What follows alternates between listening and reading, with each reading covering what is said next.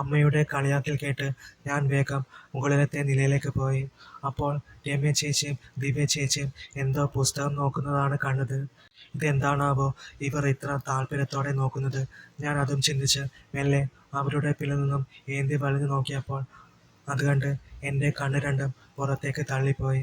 അതിൽ കുറേ സുന്ദരിമാരുടെയും സുന്ദരന്മാരുടെയും ചിത്രങ്ങൾ. എല്ലാം നല്ല കുൽസിത പ്രവൃത്തികളാണെന്ന് എനിക്ക് മനസ്സിലായി.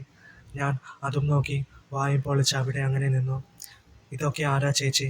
പെട്ടെന്ന് എൻ്റെ ചോദ്യം കേട്ടപ്പോൾ അവർ ഞെട്ടിത്തിരിഞ്ഞ് എന്നെ നോക്കി. പെട്ടെന്ന് ദിവ്യ ചേച്ചി ആ പുസ്തകമെടുത്ത് പൂട്ടിവെച്ച് തലയിണയുടെ അടിയിൽ വെച്ചു. നീ ഇതെപ്പോ വന്നു? നീ തോട്ടത്തിൽ പോയിരിക്കുവായിരുന്നില്ലേ? രമ്യ ചേച്ചിയുടെ ചോദ്യം. ഹാ അതെ ചേച്ചി. വായിലയും സാധനങ്ങളുമൊക്കെ ചുകൊണ്ട് വന്ന് അമ്മയ്ക്ക് കൊടുത്തിട്ടുണ്ട്. അപ്പോഴാ നിങ്ങൾ ഇവിടെയുണ്ടെന്ന് അമ്മ പറഞ്ഞത്. അല്ല ചേച്ചി, അത് എന്ത് പുസ്തകമാ? എനിക്ക് കാണിച്ചു തരാമോ? ഞാനും നോക്കട്ടെ. ഞാൻ അങ്ങനെ ചോദിച്ചതും അവരുടെ മുഖത്ത് ഒരു ഞെട്ടൽ പോലെ. പെട്ടെന്ന് ഉണ്ണി അങ്ങോട്ടേക്ക് വന്നു. ഹോ, എന്തൊരാശ്വാസം! എന്തൊക്കെ പറഞ്ഞാലും ഇവിടുത്തെ കുളിമുറിയിൽ കയറുന്നതിൻ്റെ സുഖം ഒന്ന് വേറെ തന്നെയാണ്. ഉണ്ണി കുളിയും കഴിഞ്ഞ് തോർത്തുമുണ്ട് മുടുത്തോണ്ട് വരുവായിരുന്നു. ഷോ, ഇവിടെ എന്തൊക്കെയായി നടക്കുന്നേ? ഞാൻ മനസ്സിൽ ചിന്തിച്ചു. പിന്നെ ഞങ്ങളുടെ സംസാര വിഷയം മാറി. പിന്നെ ഞങ്ങൾ എല്ലാവരും പുറത്തു പോയി നിന്നു. രമ്യ ചേച്ചി ഊഞ്ഞാലാടാനും ഞാൻ പിന്നിൽ നിന്ന് തള്ളിക്കൊടുക്കാനും തുടങ്ങി. അപ്പോൾ ദിവ്യ ചേച്ചിയും ഉണ്ണിയും എന്തൊക്കെയോ സംസാരിച്ച് നിൽക്കുന്നതാണ് കണ്ടത്. പെട്ടെന്നാണ് ഉണ്ണി ജാനു ആൻ്റിയെ ശ്രദ്ധിച്ചത്. വീട്ടിൽ കുറേ അതിഥികൾ വന്നതിനാൽ അന്ന് അമ്മ വീട്ടുജോലിക്കായി വിളിച്ചതായിരുന്നു ജാനു ആൻ്റിയെ. ദിവ്യ ചേച്ചിയോട് സംസാരിക്കുന്ന ഉണ്ണിയുടെ ഇടയ്ക്കിടെയുള്ള നോട്ടം ഞാൻ ശ്രദ്ധിച്ചു. തിണ്ണയിലിരുന്ന് പണിയെടുക്കുന്ന ജാനു ആൻ്റിയെ ആക്രാന്തത്തോടെ അവൻ നോക്കുമായിരുന്നു. ജാനു ആൻ്റി കാണാൻ വെളുത്ത് സുന്ദരിയാണ്. അതുപോലെ ഒത്ത ഉയരവും തടിയുമുണ്ട്. അമ്മ പറഞ്ഞിട്ട് ഞങ്ങളുടെ തൊടിയിൽ നിന്നും പറിച്ച് കുറച്ച് മാമ്പായമായി വന്നിരിക്കുകയാണ് ജാനു ആൻ്റി. കടും പച്ച നിറത്തിലുള്ള സാരിയും ബ്ലൗസുമായിരുന്നു അവരുടെ വേഷം. അതും നല്ലപോലെ ഇറക്കി വെട്ടിയ കഴുത്തുമാണ്. ഉണ്ണിയുടെ നോട്ടം കണ്ടിട്ടാവണം ജാനു ആൻ്റി ഞങ്ങളെ നോക്കി ഒരു ശൃംഗാര ചിരി പാസാക്കി. മക്കളെ, നല്ല പഴുത്ത മാമ്പായമുണ്ട്, വേണോ? പെട്ടെന്നായിരുന്നു ജാനു ആൻ്റിയുടെ ആ ചോദ്യം. അത് കേട്ട് ഞങ്ങളെല്ലാവരും ആൻ്റിയെ നോക്കി. ആ, വേണം ആൻ്റി. ഉണ്ണി അതും പറഞ്ഞുകൊണ്ട് രണ്ട് കൈയും നീട്ടി അങ്ങോട്ടേക്ക് ചെന്നു. ഏതാ മോന് വേണ്ടത്? ഇഷ്ടമുള്ളത് എടുത്തോട്ടോ. ജാനു ആൻ്റി ഒരു ചിരിയാലെ അങ്ങനെ പറഞ്ഞതും ആ വലിയ പഴുത്ത് തുടുത്തിരിക്കുന്ന രണ്ടെണ്ണം തരാമോ? ഉണ്ണി കൈകൊണ്ട് ചൂണ്ടിക്കാണിച്ച് ചോദിച്ചു. കൊച്ചു കള്ളൻ. ജാനു ആൻ്റി ചിരിച്ചുകൊണ്ട് രണ്ട് മാമ്പായം എടുത്ത് കൊടുത്തു. അത് മതിയോ മോനെ? വേനൽ പഴുത്തതാണോ എന്ന് നോക്കിക്കോട്ടോ. ഇത് മതി ആൻ്റി. ഇത് നല്ല പഴുത്തതാണ്, പിന്നെ അപാര വലിപ്പവുമുണ്ട്. ഉണ്ണി ഒരു കളച്ചിരി പാസ്സാക്കിക്കൊണ്ട് പറഞ്ഞു. ദിവ്യ ചേച്ചിയും രമ്യ ചേച്ചിയും അതും നോക്കി ചിരിച്ചുകൊണ്ടിരിപ്പാണ്. എന്തായാലും അതൊക്കെ കണ്ട് എനിക്ക് വല്ലാതായി. അസൂയ തന്നെയാണെന്ന് പറയാം. ഞാൻ ഇടയിൽ കയറി ചോദിച്ചു. ആൻ്റി, നീലു ആൻ്റി എന്താ വരാഞ്ഞേ? ഓ, അവളോ? അവൾ പാടത്തേക്ക് പോയിരിക്കുക മോനെ. അവിടെ കൊയ്ത്ത് നടക്കുവല്ലേ, അതാ. ആണോ ആൻ്റി? ദേ, അവിടെ ഒരു വലിയ ചിലന്തി. പെട്ടെന്നാണ് ആ കിളിനാദം.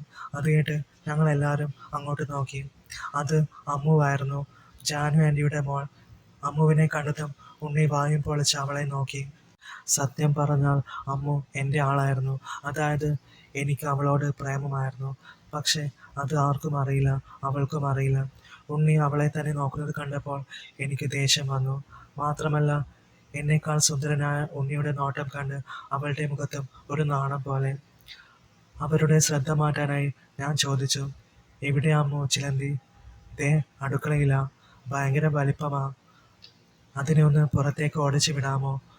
അപ്പുറത്തെ ചൂലുണ്ട് കേട്ടോ. വാ അമ്മു, കാണിച്ചതാ. ഞാൻ അതും പറഞ്ഞ് അവളുടെ കൂടെ ചെന്നു. അവൾ എനിക്ക് ചിലന്തിയെ കാട്ടിത്തന്നു.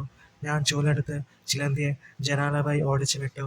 എന്താ അമ്മു, ഇപ്പോൾ സന്തോഷമായോ? ആയി. അവൾ നാണത്തോടെ എന്നെ നോക്കി ചിരിച്ചു. അങ്ങനെ അന്ന് ഉച്ചയ്ക്ക് ഞങ്ങളെല്ലാവരും ചോറ് കഴിക്കാനിരുന്നു.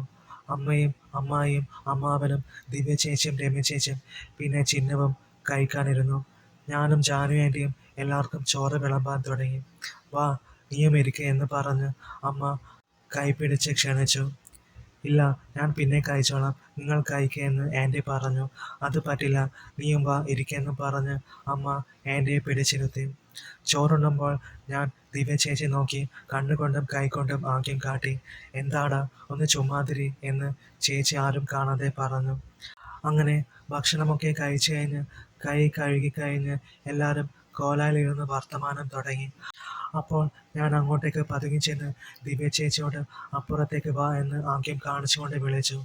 ഒന്ന് പോടാ എന്ന് ചേച്ചി ശബ്ദം പുറത്തു വരാതെ പറഞ്ഞു. അങ്ങനെ അവരുടെ വർത്തമാനമൊക്കെ കഴിഞ്ഞ് അമ്മായിയും അമ്മാവനും ഉച്ചമയക്കത്തിനായി പോയി. അപ്പോൾ ദിവ്യ ചേച്ചി നടന്നു പോകുമ്പോൾ ഞാൻ ചേച്ചിയുടെ കയ്യിൽ പിടിച്ച് ഒരു മുറിയിൽ കൂട്ടിക്കൊണ്ടു പോയി. വലിയ തറവാട് വീടായതിനാൽ അവിടെ കുറേ മുറികളുണ്ടായിരുന്നു. എന്താടാ ചെക്ക, ചേച്ചി കണ്ണുരുട്ടിക്കൊണ്ട് ചോദിച്ചു. ഇവിടെ ചേച്ചി.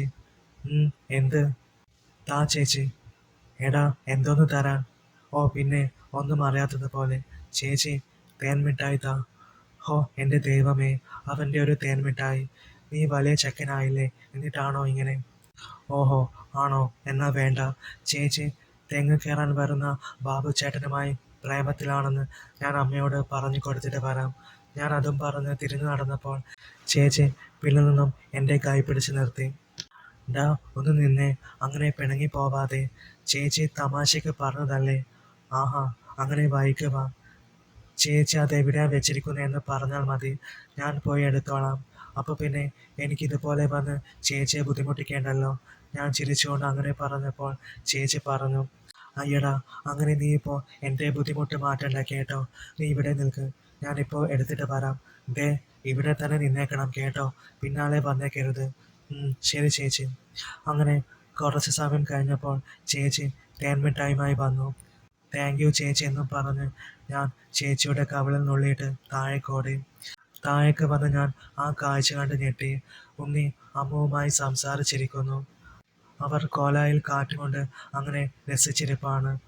ആഹാ, എല്ലാവരും സംസാരിച്ച് കഴിഞ്ഞിട്ട് പോയി, എന്നിട്ട് ഇവരുടെ സംസാരം ഇതുവരെ കഴിഞ്ഞില്ലേ? എൻ്റെ കഞ്ഞിയിൽ പാറ്റിയിടാൻ വന്നേക്കുന്നു. വായി നോക്കി ഞാൻ മനസ്സിൽ പിറുപിറുത്തു. ഞാൻ ദേഷ്യത്തോടെ അവരുടെ അടുത്തേക്ക് ചെന്നു. ഞാൻ ഇച്ചിരി ശബ്ദമുയർത്തി വിളിച്ചു, ഉണ്ണി. എന്താടാ? നിന്നെ അപ്പുറത്തു നിന്നും ജാനു ആൻറ്റി തിരക്കി. ആണോ? അവൻ്റെ മുഖത്ത് വലിയ സന്തോഷം. എന്തിനാ ആൻറ്റി തിരക്കിയെ? അവൻ ആകാംക്ഷയോടെ ചോദിച്ചു. ആവോ അറിയില്ല, എന്തോ കാര്യം കാണിച്ചു തരാനാ, നിന്നെക്കൊണ്ട് എന്തോ ചെയ്യിക്കാനാ എന്നൊക്കെയാ ആൻറ്റി പറഞ്ഞേ. ആണോ? അവൻ കണ്ണു മേയിച്ച് സന്തോഷത്തോടെ വേഗം അടുക്കള ഭാഗത്തേക്ക് ഓടി. എൻ്റെ അമ്മ ഉണ്ണിയേട്ടനെ അന്വേഷിച്ചിട്ടൊന്നുമില്ലല്ലോ, വിഷ്ണു ഏട്ടൻ എന്തിനാ നുണ പറഞ്ഞ്? അമ്മു കുറുമ്പോടെ ചോദിച്ചു. എടി അമ്മു, അവൻ ഒരു വായി നോക്കിയാണ്. നീ അവനോട് കൂടുതൽ മിണ്ടാനൊന്നും പോകണ്ട കേട്ടോ. പിന്നെ നീ എന്നോട് എത്ര വേണേലും മിണ്ടിക്കോട്ടോ. ഞാൻ അങ്ങനെ പറഞ്ഞപ്പോൾ അവൾ നാണത്തോടെ ചിരിച്ച് മുഖം താഴ്ത്തി.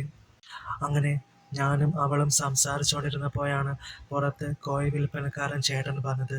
കൊട്ടയിൽ കുറേ കോഴിക്കുഞ്ഞുങ്ങൾ. ദേ ചേട്ടാ, കുറേ കോഴിക്കുഞ്ഞുങ്ങൾ, വാ നമുക്ക് നോക്കാമെന്നും പറഞ്ഞ് അമ്മു എണീറ്റ് ഓടിയതും പെട്ടെന്ന് വഴുതി വീഴാൻ പോയി. ഞാൻ വേഗം താങ്ങിപ്പിടിച്ചു. ഹോ, അപ്പോൾ ഒരു വല്ലാത്ത ഫീലായിരുന്നു.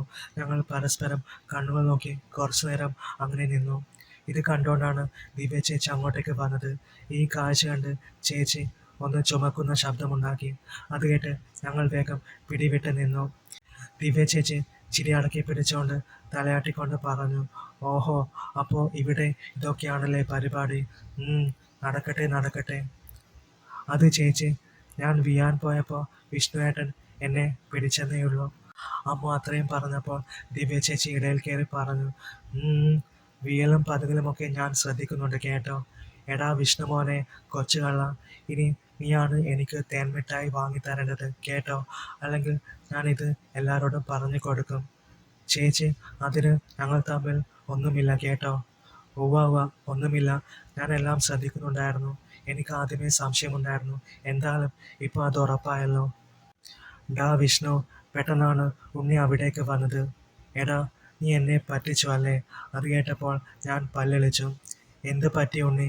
ദിവ്യ ചോദിച്ചു. ചേച്ചി, ഇവനുണ്ടല്ലോ നേരത്തെ എന്നോട് പറഞ്ഞു ജാനു ആൻറ്റി എന്തോ കാര്യത്തിന് എന്നെ വിളിക്കുന്നു എന്ന്. ഞാൻ ചെന്ന് ചോദിച്ചപ്പോൾ ആൻറ്റി പറഞ്ഞു വിളിച്ചിട്ടില്ല എന്ന്.